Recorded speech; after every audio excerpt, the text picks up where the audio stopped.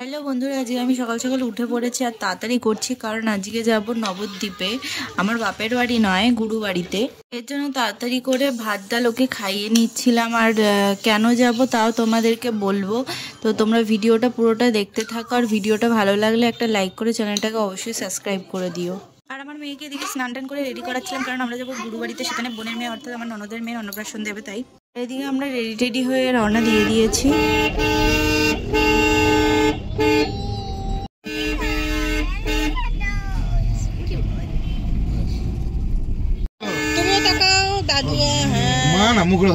আর আমরা এখানে পৌঁছে গেছি। আর আমরা এসেছিলাম নবদ্বীপে, প্রাচীন মায়াপুরে নিমাইয়ের জন্মস্থানে। কাকা ও মা চলো।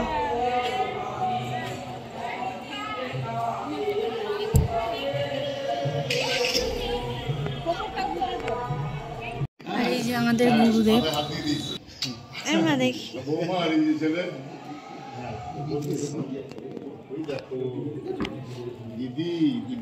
আর আমরা এই ঘরটা এসে বসেছিলাম। এই ঘরটা বোধহয় বিশ্রাম কক্ষ, তো অনেকে এসে বসে, আমি ঠিক মতো বলতে পারছি না।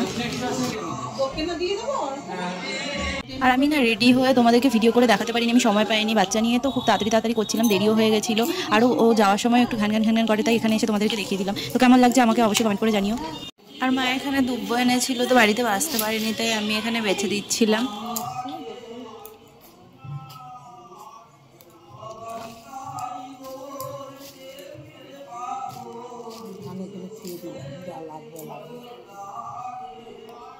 একসাথে গঙ্গা জল তো দিয়ে থুইছি বাবা না।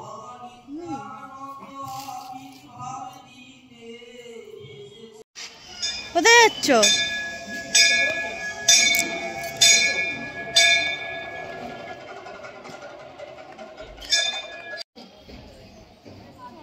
আর এখানে ঠাকুর পুজো শুরু হয়ে গেছে, ভোগ আরতি হচ্ছে।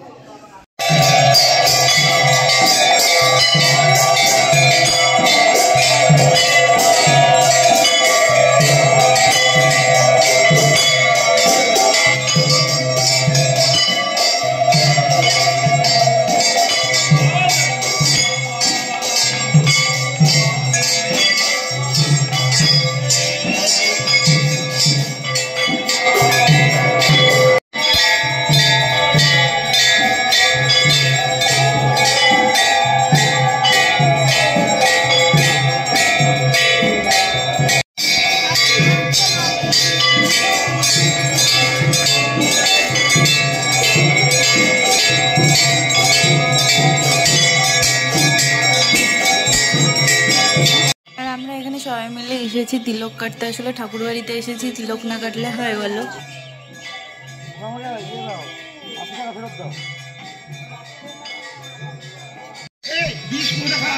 তো আমাদের দেখে বাবাও এসেছিল তারপর তিলক কাটতে।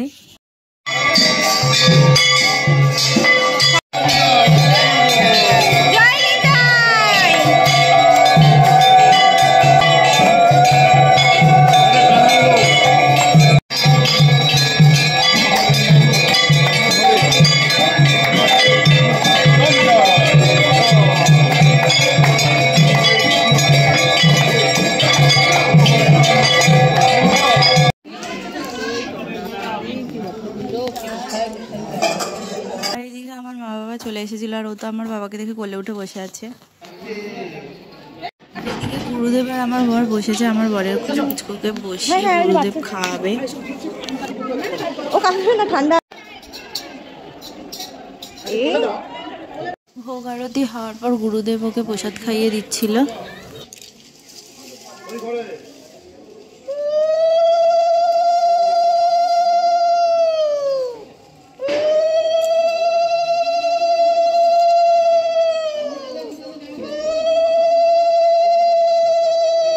তোমাদেরকে বলে দিই কেন ওর মুখ দেখাচ্ছে না, কারণ ওর বাবা চায় না যে ওর মুখটা এখন দেখানো হোক, তো এর জন্য আমি দেখাচ্ছি না। কেউ আমাকে কমেন্ট করে বলো না যে কেন আমি মুখ দেখাইনি।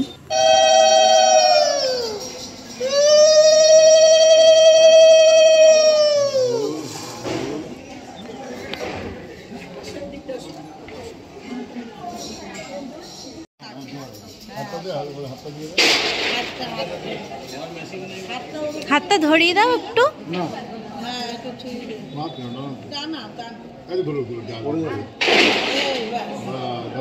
আর এদিকে প্রীতম দাদাও সবাই চলে এসেছিল।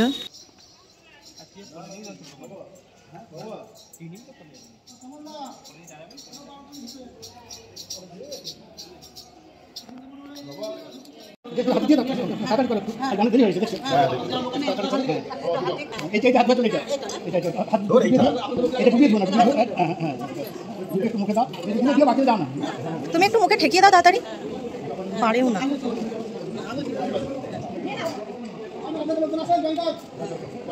কি হয়েছে, কি হয়েছে? নামিয়ে দাও, ওকে নামিয়ে দাও।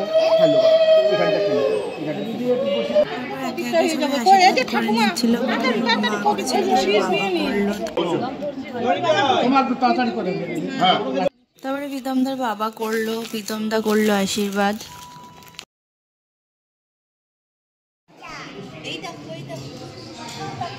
আর এদিকে দেখো সবাই আমরা লাইন দিয়ে বসে পড়েছি প্রসাদ খেতে।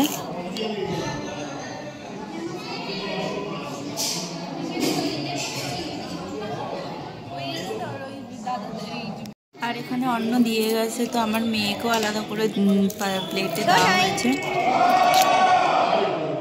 তারপর একটা শাক দিয়ে গেছে, তো আমার মেয়ে দেখো একা একা খাওয়া শিখে গেছে।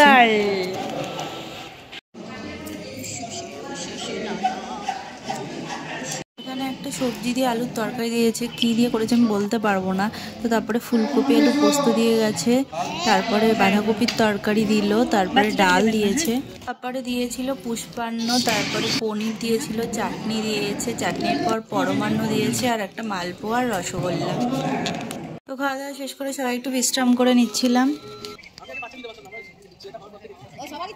কৃষ্ণ কৃষ্ণ কৃষ্ণ হরে হরে হরে রাম রাম রাম হরে হরে। এই সেই নিম গাছ, এই নিম গাছের নিচে নাকি নিমায়ের জন্ম হয়েছিল, যতটা আমরা জানি শুনেছি।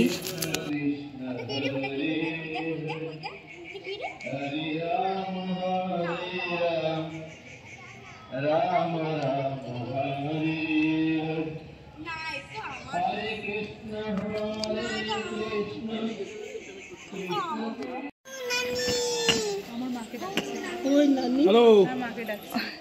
না না না।